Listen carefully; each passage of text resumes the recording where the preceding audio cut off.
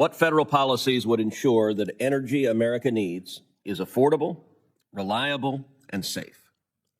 The Pipeline and Hazardous Materials Safety Administration, or PHMSA, is the agency within the Department of Transportation responsible for overseeing pipeline safety. This is no small task. With over 3 million miles of oil, natural gas, and other hazardous liquid pipelines all across this nation. Good federal policy would ensure that pipeline operators have a clear understanding of the safety requirements. Federal regulations are based on data and address risk appropriately, and the regulations are cost-effective.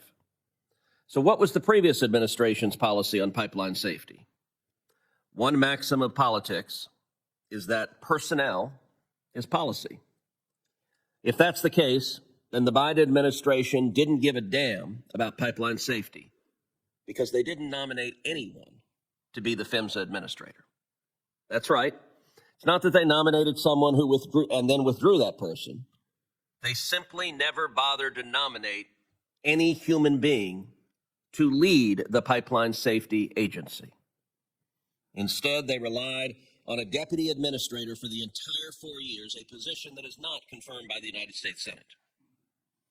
That was a shameful dereliction of duty. Unfortunately, in that entire time, this committee never held a single hearing on pipeline safety for those entire 4 years, denying us any opportunity for oversight. So there was nobody nominated by the president in the position, nobody confirmed by the Senate in the position, and this committee held 0 hearings on pipeline safety. That gives you an indication of what priority they put on this topic. President Trump has corrected this error by nominating Paul Roberti to lead PHMSA. I hope to hold a hearing on his nomination very soon. The unaccountable Biden PHMSA also attempted to remake the Pipeline Safety Agency into a climate change agency, because every agency in the federal government under Biden was a climate change agency instead of doing what its damn purpose was. Not only duplicating the work of other agencies, but disregarding the explicit statutory language that Congress carefully negotiated. One egregious example of the Biden PHMSA's overreach is the natural gas leak detection and repair rule, in which PHMSA included the regulation of underground natural gas storage and liquefied natural gas facilities, despite the statute explicitly not including those among the list of facilities to be addressed by that rulemaking. It's notable that more actions finalized during the Biden PHMSA were overturned by a U.S. Circuit Court of Appeals than any other administration since Congress created the agency in 2004. Listen to that again. 21 years ago, Congress created that agency. The last 4 years under President Biden, they had more of their actions overturned by a federal court of appeals than any administration in history. I suppose that's not surprising, given that they didn't have anyone named to run the agency and they didn't have the Senate engaged in oversight on them. Fortunately, President Trump stopped the leak detection rule before it could be promulgated. This Congress, we have the opportunity to debate and to pass a pipeline safety reauthorization. Today's hearing is designed to help inform that discussion. One topic I expect to hear from the witnesses is the threat to pipeline safety from eco-terrorists. Though the current statute has penalties against individuals, quote, damaging or destroying an operational pipeline, it does not expressly address eco-terrorists who tamper with pipelines or damage pipelines under construction. The unauthorized turning of pipeline valves is a major safety concern that threatens the very environment that the eco-terrorists claim they're trying to protect. Pipeline operators have been forced to shut down their lines in response to threats from eco-terrorists.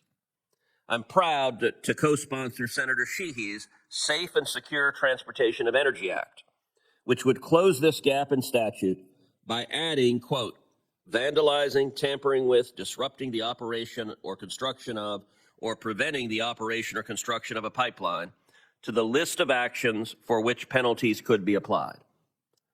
I also want to hear from the witnesses about ways that pipeline operators are seeking to improve the safe operation of their pipelines, but for which outdated or misguided regulations are currently barriers to greater safety.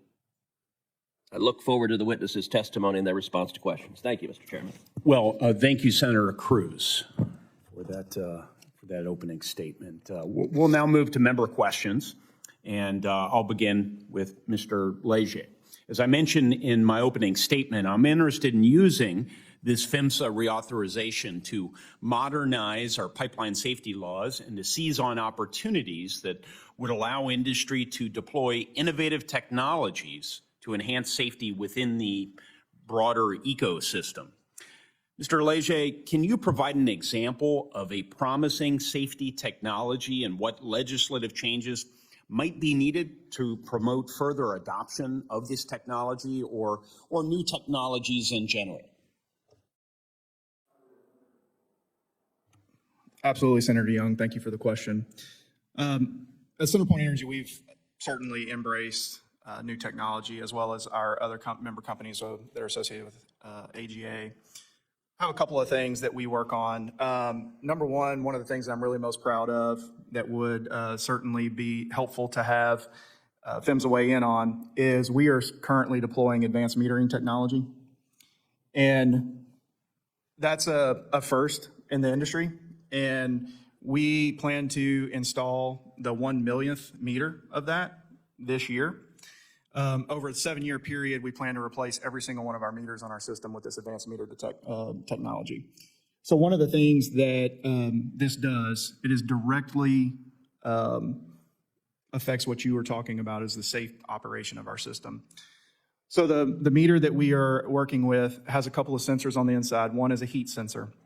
And if there's a fire on the inside of the house and the building wall gets to a certain temperature, it will automatically shut that meter off. Additionally, there's a flow sensor in there that when it gains flow that's excessive of what is normal through that meter, it will automatically shut that meter off, thereby providing safety features for the homeowner.